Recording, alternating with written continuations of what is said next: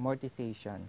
By definition, it is the gradual extinguishment of any amount over a period of time. That is the extension of debt, principal, and interest by means of a sequence of equal periodic payments. Para ka lang naghuhulog ng loan or ng motorcycle and car loan, tapos home credit, di ba meron tayong amortization or installment payment na tinatawag, due at the end of equal interval of time. So that is included in our module. So usually, yung ating definition na yung binasa ko. So usually, the equal payments form an annuity. So para lang siyang katulad nung ordinary annuity at saka deferred annuity, but meron siyang konting twist. Okay? So sinking fund is a saving fund, productively investment into which equal periodic payments are made. It is designed to accumulate a specific sum of money within a specific date. So a sinking fund is created with a definite end in view, such as big expenses in the future. Kasi diba, once we are committed to a certain loan or lending, yung amortizations natin is bounded by a interest. So that is compound interest inserted to that contract. Tapos hinati-hati siya into equal or installment payments. So what is the formula now is like this. Yung amortization is A is equals to F times I over 1 minus quantity 1 plus I raised to negative N.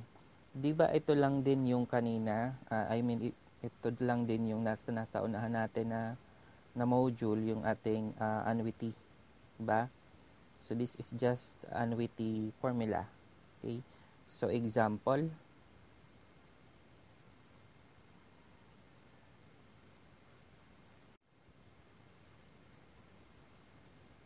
a sala set costs 6,800 pesos in cash. A buyer pays 2,500 down payment and the balance will be paid by equal monthly installment for 8 months with interest rate of 6% compounded monthly. Find the monthly payment and construct an amortization table. So, ayan.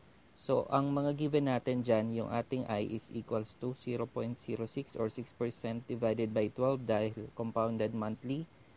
And then, meron tayong ano ba? N. Yung N natin is equal siya sa ilang payment. So, 8. So, that is equal to 8 over 12 kasi yung T natin is in terms of years. Diba? So, 8 over 12 times kung ilan yung M natin na 12. So, makakancel lang. That is equals to 8. Anyway, yung ating 0.6 divided by 12 is just equals to 0.005. So, please verify to your calculator. Then, meron pa tayong ibang given. Yung ating cash value or yung cash equivalent natin, CE, is equals to 6,800. Ngayon, nagbayad siya ng 2,500. So, isa-subtract na natin yon at yung ating matitira doon would be the present value na babayaran na lang niya within 8 months. So, that would be equals to 4,300. Okay? So, now, ang tinatanong dito, yung monthly amortization or yung A.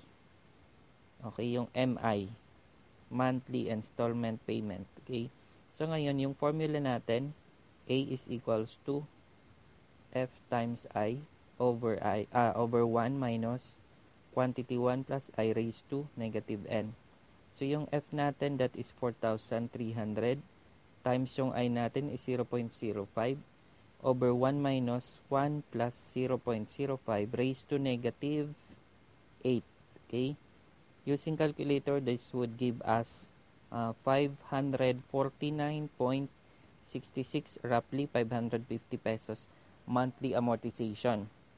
So, ngayon, ito yung babayaran niya within 8 months. Okay? So, kung i-compute natin yan, that is equals to for 8 months, no? For 8 months, that is equals to 549.66 times 8. And this would be equals to 4,397.28 pesos. Yun yung naging interest niya plus, yun yung babayaran niya, including the interest. Bakit yung 2.5 walang interest? Kasi yung 2.5 nasa down payment na siya, okay? So ngayon, ito lang ba yung babayaran niya? Ito na lang ba yung amount? Bakit bumaba siya? So, ibig sabihin, ipa-plus pa natin dito yung kanyang 2,500 pesos. So, whatever the value it is, yun yung kabuuang bayad doon sa or kabuuang cost ng Salaset. Okay? Ngayon, dahil alam na natin yung periodic payment natin o yung ating amortization, pwede na tayong mag-construct ng amortization table. So, yung ating amortization table, meron siyang payment number.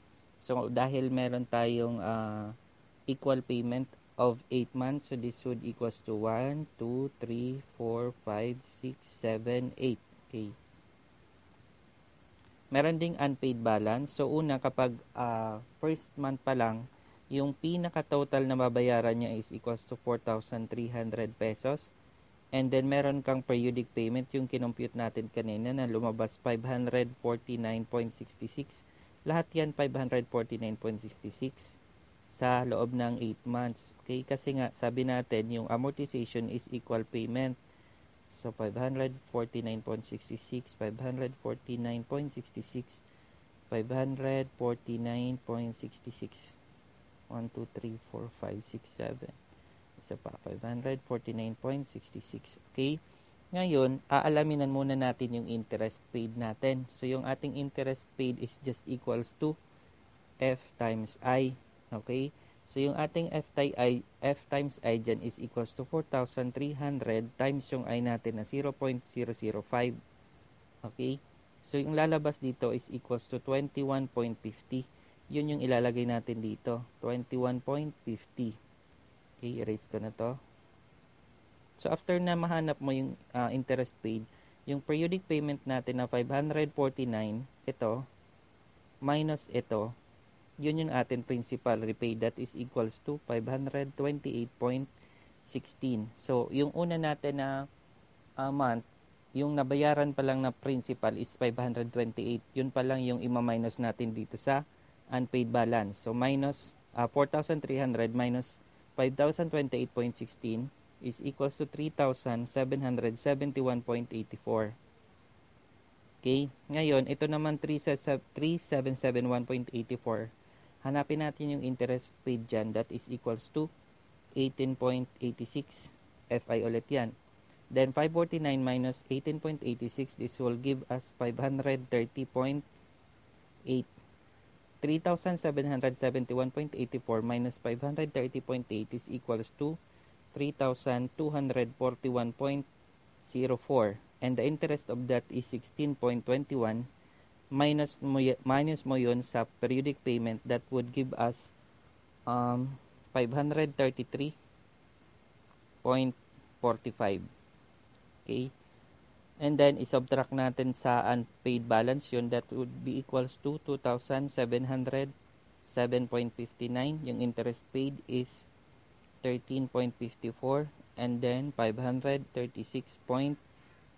So, habang lumalaki tayo, lumalapit tayo dun sa end ng contract or dumadami yung ating nababayaran, yung principal repaid natin lumalaki, tapos yung interest paid naman is lumiliit. Okay?